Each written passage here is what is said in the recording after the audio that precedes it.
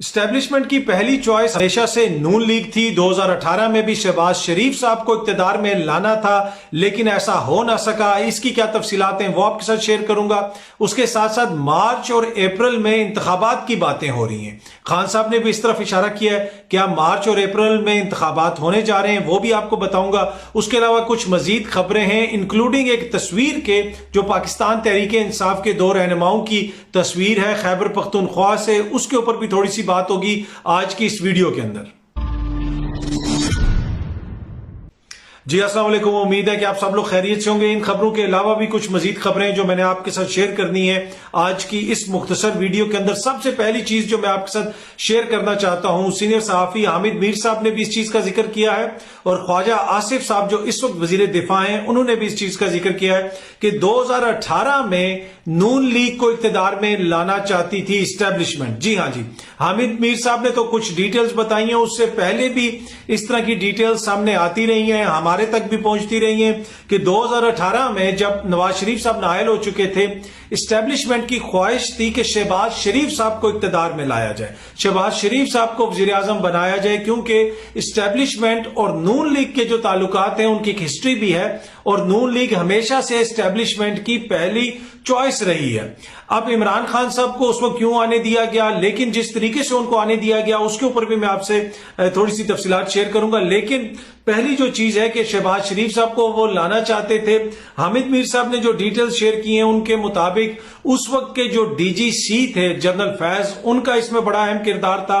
اس وقت کے جو D G I S I تھے غالباً نوید مختار صاحب، وہ دیگر امپورٹنٹ اسٹیبلشمنٹ کی جو شخصیات، ان کی میٹنگ ہوئی تھی شہباز شریف صاحب سے اور ان کو کہا گیا تھا کہ ہمیں آپ کو وزیر اعظم بنانا ہے، اگر آپ اقتدار میں آئیں گے تو آپ کی کابینہ کیا ہوگی، کون وزیر خارجہ کون ہوگا یا وزیر خزانہ کون ہوگا، اور اس طرح کی خبریں پہلے بھی بہت سارے صحافی دیتے رہے ہیں اور ہم تک بھی پہنچتی رہی ہے کہ کابینہ بھی فائنل ہو چکی تھی کہ اس کو یہ وزیر بنایا جائے گا، اس کو وہ وزیر بنایا جائے گا، لیکن بات آ کے یہاں پہ ختم ہوئی کہ جناب کوئی سیٹلمنٹ نہیں ہوئی۔ اب یہ خبریں سامنے آتی ہیں اور حامد میر صاحب نے بھی اس کا ذکر کیا اور دیگر لوگ بھی ذکر کرتے ہیں، اور خواجہ آصف صاحب کی بھی آج اس حوالے سے جو خبر ہے، بیان ہے، وہ مختلف اخبارات وغیرہ میں بھی چھپا، جس کے مطابق انہوں نے یہ کہا کہ اسٹیبلشمنٹ نے ہم سے ڈیل کرنے کی کوشش کی لیکن وہ ڈیل ہو نہ سکی اور ہم اقتدار میں نہیں آ سکے اور عمران خان کو اقتدار میں آنے دیا گیا۔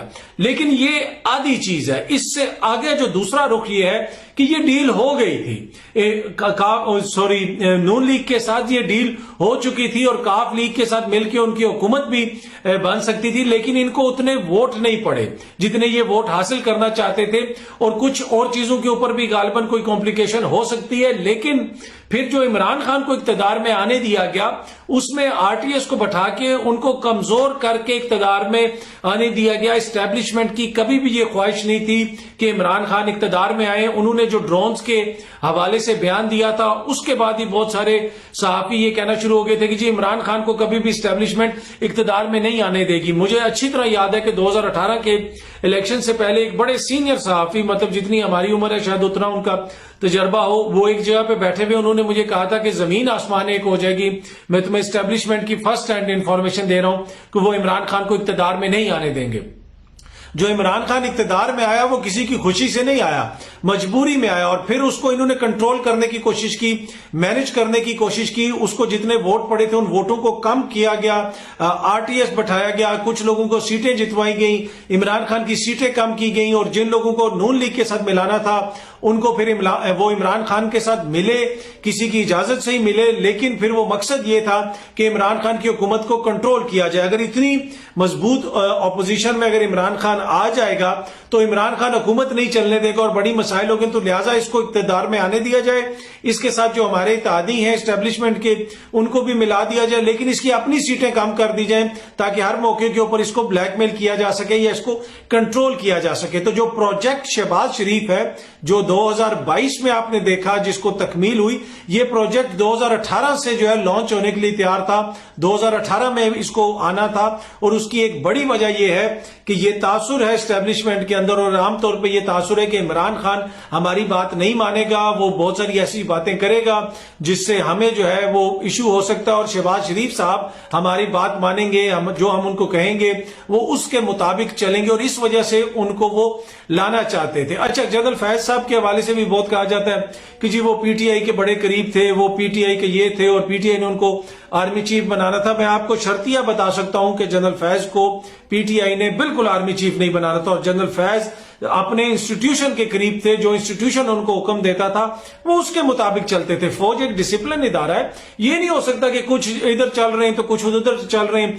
आजकल भी कुछ दोस्त इस तरह का तासुर देने की कोशिश करते हैं, ये बिल्कुल अलग किस्म की बातें हैं। एक डिसिप्लिन इदारा है, फौज के इंस्टीट्यूशन में जो भी शख्स जिधर भी बैठा हुआ है वो अपनी मर्जी से कुछ नहीं कर रहा, वो इंस्टीट्यूशन जो उसको कहता है वो उसके मुताबिक चलता है, पॉलिसीज के मुताबिक चलता है, आइन और कानून के मुताबिक चलता है। जो भी मतलब है उस पर कोई इख्तलाफ कर सकता है कि जनाब कुछ चीजें आइन और कानून के मुताबिक नहीं हुई, वो एक अलग बहस है, लेकिन जो यूनिटी ऑफ कमांड है, जो ऊपर से हुक्म आता है उसके मुताबिक चलता है, जो आर्मी चीफ साहब कहते हैं उनके मुताबिक चलता है, और आर्मी चीफ को जो वजीर आजम साहब कहते हैं वो उसके मुताबिक चलते हैं। लिखा हुआ तो यही कुछ है कॉन्स्टिट्यूशन के अंदर।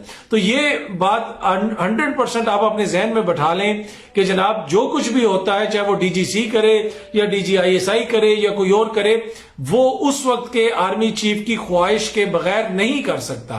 तो उस वक्त जो जनरल बाजवा थे, उस वक्त की जो एस्टेब्लिशमेंट थी, वो लाना चाहते थे शहबाज शरीफ साहब को, लेकिन वो हालात ऐसे बन गए कि मजबूरन इमरान खान को आने दिया गया, लेकिन उसको कमजोर करके फिर आने दिया गया।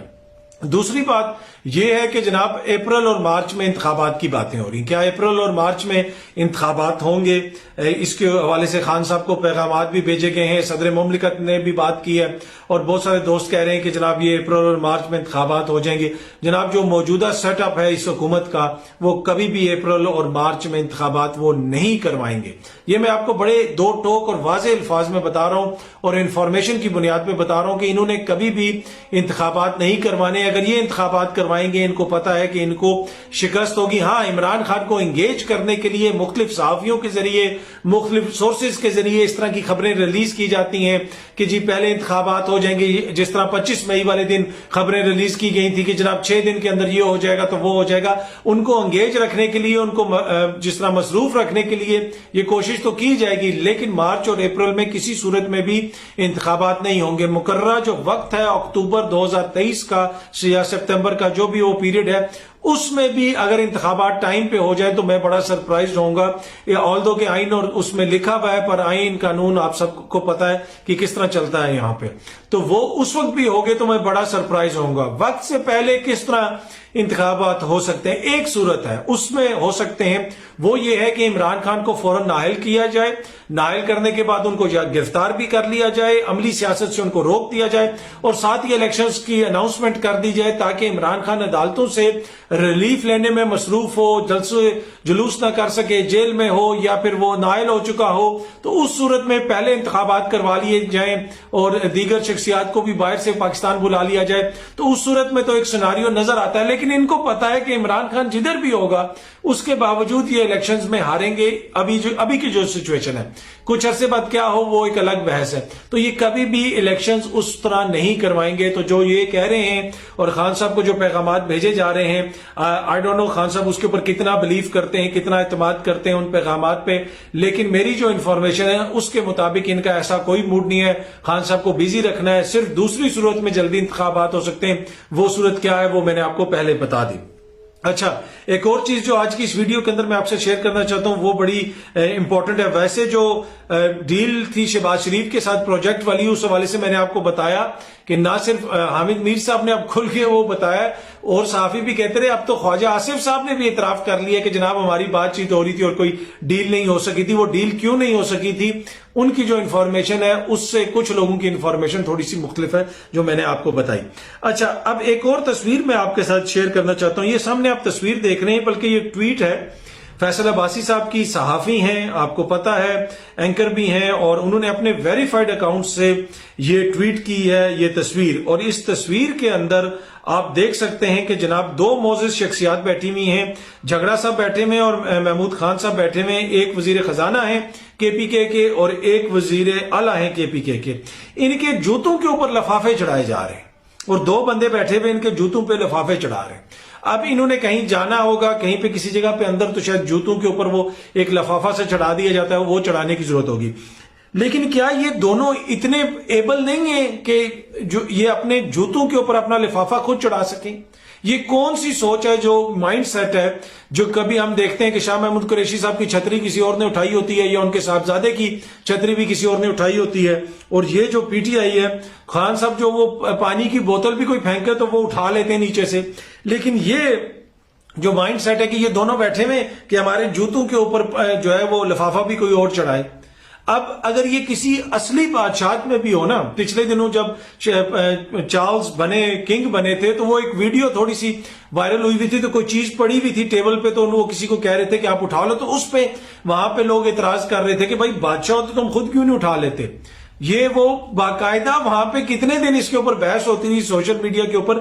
लेकिन ये अजब इनका बादशाहों वाला माइंड सेट है कि ये दोनों महमूद खान और झगड़ा साहब बैठे हुए हैं और ये जनाब इनके पांव पे कोई और चढ़ा रहा है। इनको मतलब कोई थोड़ी सी आप में इतनी भी एबिलिटी नहीं है कि आप खुद अपने जूते के ऊपर खुद कागज चढ़ा लें। देखें, ये है वो आपकी एलीट का माइंड सेट। ये सब ये आम बंदे को बंदा ही नहीं समझते, चाहे ये पीपल्स पार्टी वाले हो, नून लीग वाले हो या पीटीआई वाले हो। अब इसमें आप बाकी सबको कहते हैं हम हकीकी आजादी लेके आएंगे, हम आम बंदे के बराबर करेंगे हकूक खास बंदों के, हम जनाब ये करेंगे, हम वो करेंगे, और ये आपके रहनुमाओं की हालत ये है कि वो जूतों के ऊपर अपने लिफाफे भी खुद नहीं चढ़ा सकते।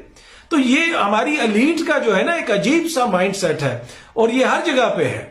ये जिस भी हुकूमत में आप देख लें आपको नजर आता है। तो अगर आपने दूसरों पे खान साहब तनकीद करनी है और दूसरों की आप वो कहते हैं कि ये बादशाह इन्होंने कायम की हुई है, तो खुद तो आप जो है वो इवन के गोली लगने के बाद भी आपकी ख्वाहिश ये थी कि मुझे कोई और सहारा ना दे, मैं खुद चलूं। आप खुद चल के आते हैं। पिंडी में जो लॉन्ग मार्च हुआ, जो जलसा हुआ, उसमें जिस तरीके से आप आए, आपने कहा कोई भी मुझे सहारा नहीं देगा, मैं खुद चल के आऊंगा, इसलिए कि मैंने जो है मेरी ये चीज है, मेरी रिस्पॉन्सिबिलिटी है। जिस तरह भी है आप वो खुद आए, आपने किसी का सहारा नहीं लिया, पानी की बोतल आप जमीन से खुद उठा लेते हैं। तो ये आपके लीडरों की हालत है कि जनाब वो जूतों के ऊपर लिफाफे भी खुद नहीं चढ़ा सकते। तो उनको भी कुछ सिखाए ना। आप कौम को सिखाने से पहले इनको तो इतना बता दें कि तुम बादशाह नहीं हो। ये सारे जो है सुपरस्टार बने हुए हैं। इमरान खान एक सुपरस्टार है, पूरी दुनिया में लोग उसको पसंद करते हैं, उसकी एक वैल्यू है, उसकी एक जिसे आप कह सकते हैं गुडविल है। तो उस गुडविल को आप कब तक कंज्यूम करते रहेंगे? तो ये सारे समझते हैं कि हम भी जनाब सुपरस्टार हैं। इनमें बहुत सारे हैं, पहले वो कुछ छोड़ के चले गए हैं, मैं सबके नाम नहीं लूंगा। और यहां पे मैं सिर्फ ये कह रहा हूं कि इसके ऊपर आप जाके देखें कि आवाम क्या क्या कॉमेंट कर रही है। तो ये तो नहीं है ना कि आप के जो लीडरान हैं वो बादशाह बन के फिरते रहेंगे और लोग कहेंगे नहीं नहीं जी ये इसका भी हम दिफा करेंगे तो ये बड़ा अच्छा है। ऐसा नहीं है। अब अवाम में शऊर आ चुका है। अवाम चाहे नून लीग से, पीपल्स पार्टी से, जेयूआईएफ से, पीटीआई से, कोई भी मोअज़्ज़ज़ दोस्त कोई भी ऐसी हरकत करेगा जो अवाम समझते हैं कि वो बुनियादी असूलों के खिलाफ है, अखलाकियात के खिलाफ है, या एक माइंड सेट को शो करती है, तो वो उसके ऊपर तनकीद करेंगे। तो ये हमने देखा है कि ये काफी दफा इस तरह की चीजें वैसे वायरल होती रहती हैं कि हमारे एसी डीसी दीगर जो अफसरान है वो खड़े हुए और छतरी किसी और ने उठाई हुई है। भाई तुम इतने बादशाह हो तो तुम भाई घर में बैठ जाओ। मतलब ये क्या माइंड सेट है कि अंग्रेज चला गया और ये अभी तक जो है इन्होंने पूरी कौम को गुलाम बनाया हुआ है। एनीवे ये तस्वीर मेरे सामने आई तो इसके ऊपर बात करना जरूरी था। इसके अलावा कुछ और खबरें भी हैं क्रिकेट बोर्ड के हवाले से, भारत के हवाले से और खान साहब के हवाले से। मेरी कोशिश होगी कि वो अगली वीडियो के अंदर तफसीलन आपके साथ शेयर करूं। जो रमीज राजा साहब ने भारत के हवाले से एक सख्त मौकिफ अपनाया था, अब नजम सेठी साहब उसमें नरमी लाने जा रहे हैं। जी हाँ जी, नरमी लाने जा रहे हैं। हुकूमत की मुशावरत से वो उसमें नरमी लाएंगे। बिलावल जितने मर्जी डायलॉग बोलते रहे, आपको पॉलिसी नजर आएगी। اس لیے کہ بھارت اور پاکستان کے کافی سارے کرکٹ کے حوالے سے مسائل چل رہے ہیں. انہوں نے پاکستان میں آنے سے کہا کہ ہم نہیں آئیں گے. رمیز راجہ نے اس کے اوپر ایک سٹانس لیا, ایک سخت موقف لیا. نجم سیٹھی صاحب اس میں نرمی لے کے آئیں گے, پر آنے والے دنوں میں میری کوشش ہوگی کہ اگلی ویڈیوز کے اندر اس کو تفصیلاً آپ کے ساتھ شیئر کیا جائے کہ ان کا کیا پلان ہے اور وہ کیا کرنے جا رہے ہیں. اینی وے, امید ہے کہ یہ ویڈیو آپ کو پسند آئی ہوگی. بہت جلدی آپ سے دوبارہ ملاقات ہوگی. اپنا خیال رکھیے گا. بہت بہت شکریہ. Thank you so much.